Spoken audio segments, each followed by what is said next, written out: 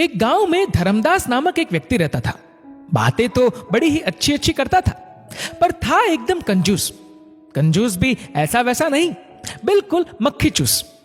चाय की बात तो छोड़ो, वह किसी को पानी तक के लिए नहीं पूछता था। साधु संतों और भिखारियों को देखकर तो उसके प्राण ही सूख जाते थे कि कहीं कोई कुछ मांग न बैठे। एक दिन उसके दरवाजे पर एक महात्मा आए और धर्मदास से सिर्फ एक रोटी मांगी। पहले तो धर्मदास ने महात्मा को कुछ भी देने से मना कर दिया, लेकिन जब महात्मा वहीं खड़े रहे तो वो उन्हें आधी रोटी देने के लिए ले आया। आधी रोटी देखकर महात्मा ने कहा कि अब तो मैं आधी रोटी नहीं, पेट भरकर खाना खाऊंगा। इस पर धर्मदास ने कहा कि अब वह कुछ नहीं देगा। महात्मा रात भर चुपचाप भूखा प्यासा धर्मदास के दरवाजे पर खड़ा रहा। सुबह जब धर्मदास ने महात्मा को अपने दरवाजे पर खड़ा देखा तो सोचा कि अगर मैंने इसे भर पेट खाना नहीं खिलाया और ये भूख प्यास से यहीं पर मर गया तो मेरी बदनामी होगी, बिना कारण साधु की हत्या का दोष लगेगा। धर्मदास ने महात्मा से कहा कि बाबा तुम भी क्या याद करोगे, आओ पेट भरकर खाना खा लो। महात्मा भी कोई ऐसा वैसा नहीं था। धर्मदास की बात सुनकर महात्मा ने कहा कि अब मुझे खाना नहीं खाना, मुझे तो एक कुआं खुदवा दो। लो, अब कुआं बीच में कहां से आ गया? धर्मदास ने साधु महाराज से कहा। धर्मदास ने कुआं खुदवाने से साफ मना कर दिया। साधु महाराज फिर रात भर चुपचाप भूखा प्यासा धर्मदास के दरवाजे पर खड़ा रहा।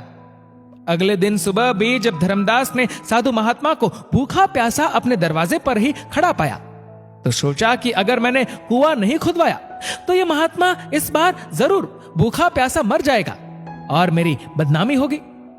धर्मदास ने काफी सोच विचार किया और महात्मा से कहा कि साधु बाबा, मैं तुम्हारे लिए एक कुआं खुदवा देता हूं और इससे आगे अब कुछ मत बोलना। नहीं, एक नहीं, अब तो 2 कुएं खुदवाने पड़ेंगे। महात्मा की फरमाइशें बढ़ती ही जा रही थी। धर्मदास कंजूस जरूर था पर बेवकूफ नहीं। उसने सोचा कि अगर मैंने 2 कुएं खुदवाने से मना कर दिया तो ये कल 4 कुएं खुदवाने की बात करने लगेगा। इसलिए धर्मदास ने चुपचाप 2 कुएं खुदवाने में ही अपनी भलाई समझी। कुएं खुदकर तैयार हुए तो उनमें पानी भरने लगा। जब कुओं में पानी भर गया तो महात्मा ने धर्मदास से कहा, 2 कुओं में से एक कुआं मैं तुम्हें देता हूं और एक अपने पास रख लेता हूं। मैं कुछ दिनों के लिए कहीं जा रहा हूं, लेकिन ध्यान रहे मेरे कुएं में से तुम्हें एक बूंद पानी भी नहीं निकालना है। साथ ही अपने कुएं में से सब गांव वालों को रोज पानी निकालने देना है। मैं वापस आकर अपने कुएं से पानी पीकर प्यास बुझाऊंगा। धर्मदास ने महात्मा वाले कुएं के मुंह पर एक मजबूत ढक्कन लगवा दिया। सब गांव वाले रोज धर्मदास वाले कुएं से पानी भरने लगे। लोग खूब पानी निकालते पर कुएं में पानी कम न होता। शुद्ध शीतल जल पाकर गांव वाले निहाल हो गए थे और महात्मा जी का गुणगान करते न थकते थे। 1 वर्ष के बाद महात्मा पुनः उस गांव में आए और धर्मदास से बोले कि उनका कुआं खोल दिया जाए। धर्मदास ने कुएं का ढक्कन हटवा दिया। लोग ये देखकर हैरान रह गए कि कुएं में एक बूंद भी पानी नहीं था। महात्मा ने कहा, कुएं से कितना भी पानी क्यों न निकाला जाए, वह कभी खत्म नहीं होता, अपितु बढ़ता जाता है। कुएं का पानी न निकालने पर कुआं सूख जाता है। इसका स्पष्ट प्रमाण तुम्हारे सामने है।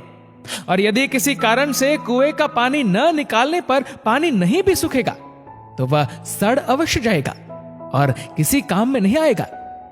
महात्मा ने आगे कहा, कुएं के पानी की तरह ही धन दौलत की भी 3 गतियां होती है, उपयोग, नाश अथवा दुरुपयोग। धन दौलत का जितना इस्तेमाल करोगे वह उतना ही बढ़ता जाएगा। धन दौलत का इस्तेमाल न करने पर कुएं के पानी की तरह वह धन दौलत निरर्थक पड़ा रहेगा, उसका उपयोग संभव नहीं रहेगा या अन्य कोई उसका दुरुपयोग कर सकता है।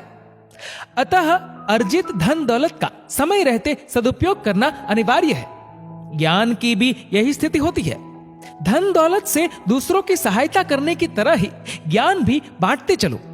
हमारा समाज जितना अधिक ज्ञानवान, शिक्षित व सुसंस्कृत होगा उतनी ही देश में सुख, शांति और समृद्धि आएगी।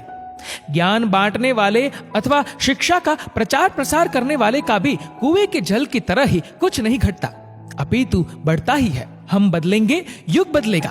दोस्तों, इस वीडियो को लेकर आपकी क्या राय है नीचे कमेंट करके जरूर बताएगा।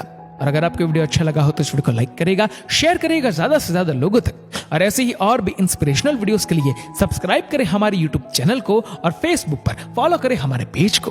धन्यवाद।